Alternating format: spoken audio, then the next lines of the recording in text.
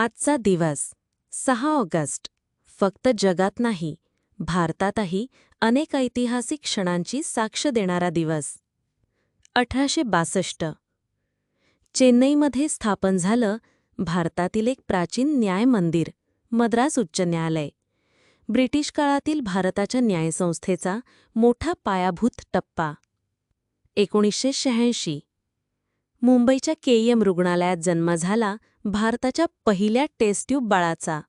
नाव हर्षा चावडा. वैज्ञानिक प्रगतीचं हे एक थक्क करणारं उदाहरण. सर सुरेंद्रनाथ बॅनर्जी यांची पुण्यतिथी. स्वातंत्र्यपूर्व काळात भारतीय जनतेच्या हक्कांसाठी लढणारा पहिले राष्ट्रवादी नेते.